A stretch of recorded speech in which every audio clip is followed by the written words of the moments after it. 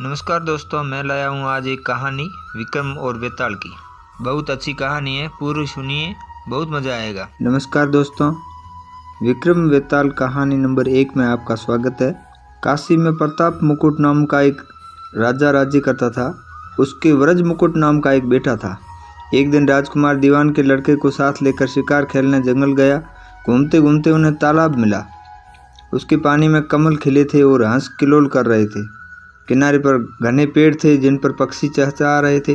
दोनों मित्र वहां रुक गए और तालाब के पानी में हाथ मुंह धोकर ऊपर महादेव के मंदिर पर गए। घोड़ों को उन्होंने मंदिर के बाहर बांध दिया। वो मंदिर में दर्शन करके बाहर आए तो देखते क्या है कि तालाब के किनारे राजकुमारी अपनी सहेलियों के साथ स्नान करने आई है। दीवान का लड़का तो वहीं पर एक पेड़ के नीचे बैठा रहा, पर राजकुमार से न रहा गया। वो आगे बढ़ गया। राजकुमारी ने उसकी ओर देखा तो वो उस पर मोहित हो गया। राजकुमारी भी उसकी तरफ देखती रही। फिर उसने किया क्या कि जूड़े में से कमल का फूल निकाला, कान से लगाया, दांत से कुतरा, पैर के नीचे दबाया और फिर छाती से लगा अपनी सखियों के साथ चली गई। उसके जाने पर राजकुमार निराश हो अपने मित्र के पास आया और सब हाल सुनाकर बोला, मैं इस राजकुमारी के बिना नहीं रह सकता, पर मुझे न तो उसका नाम मालूम है और न ठिकाना। वो कैसे मिलेगी? दीवान के लड़के ने कहा, राजकुमार आप इतना घबराए नहीं, वो सब कुछ बता गई है। राजकुमार ने पूछा, कैसे? वो बोला, उसने कमल का फूल सिर से उतार कर कानों से लगाया तो उसने बताया कि मैं कर्नाटक की रहने वाली हूँ। दांत से कुतरा तो उसका मतलब था कि मैं दंतबाट राजा की बेटी हूँ। पाँव से दबाने का अर्थ था कि मेरा नाम पद्मावती है। और छाती से लगाने का मतलब था, उसने बताया कि तुम मेरे दिल में बस गए हो। इतना सुनना था कि राजकुमार खुशी से फूल उठा। बोला, अब मुझे कर्नाटक देश में ले चलो। दोनों मित्र वहां से चल दिए। घूमते फिरते सैर करते दोनों कई दिन बाद वहां पहुंचे। राजा के महल के पास गए तो एक बुढ़िया अपने द्वार पर बैठी चरखा काट रही थी। उसके पास जाकर दोनों घोड़े से उतर पड़े और बोले, माई हम सौदागर है, हमारा सामान पीछे आ रहा है, हमें रहने को थोड़ी जगह दे दो। उनकी शुक्ल सूरत देख और बात सुनकर बुढ़िया के मन में ममता उमड़ आई। बोली, बेटा तुम्हारा घर है, जब तक जी चाहे रहो। वही ठहर गए। दीवान के बेटे ने उससे पूछा, माई तुम क्या करती हो? तुम्हारे घर में कौन कौन है? तुम्हारी गुजर कैसे होती है? बुढ़िया ने जवाब दिया, बेटा मेरा एक बेटा है जो राजा की चाकरी में है। मैं राजा की बेटी पद्मावती की दाई थी। बुढ़ी हो जाने से अब घर में रहती हूँ। राजा खाने पीने को दे देता है। दिन में एक बार राजकुमारी को देखने महल में जाती हूँ। राजकुमार ने बुढ़िया को कुछ धन दिया और कहा, माई कल तुम वहाँ जाओ तो राजकुमार से कह देना कि जेठ सुदी पंचमी को तुम्हें तालाब पर जो राजकुमार मिला था वो आ गया है। अगले दिन जब बुढ़िया राजमहल गई तो उसने राजकुमार का संदेशा उसे दे दिया।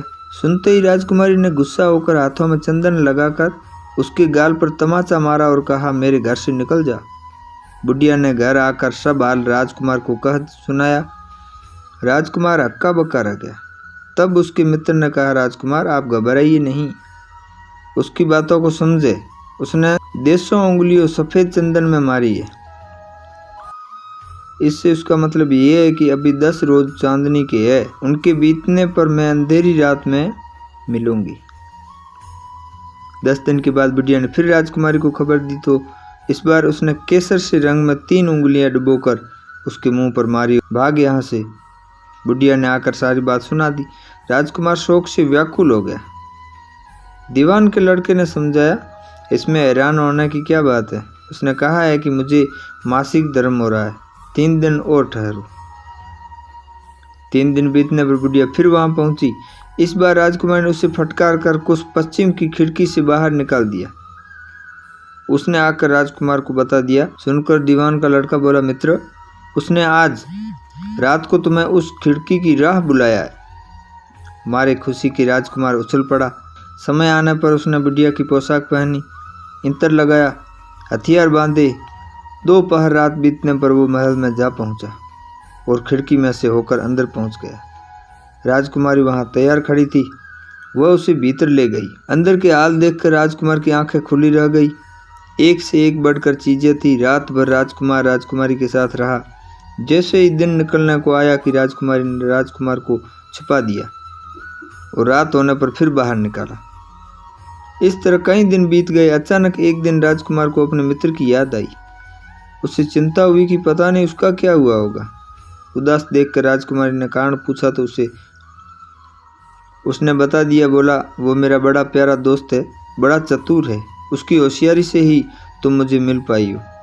राजकुमारी ने कहा, मैं उसके लिए बढ़िया बढ़िया भोजन बनवाती हूँ, तुम उसे खिलाकर तसल्ली देकर लौट आना। खाना साथ में लेकर राजकुमार अपने मित्र के पास पहुंचा।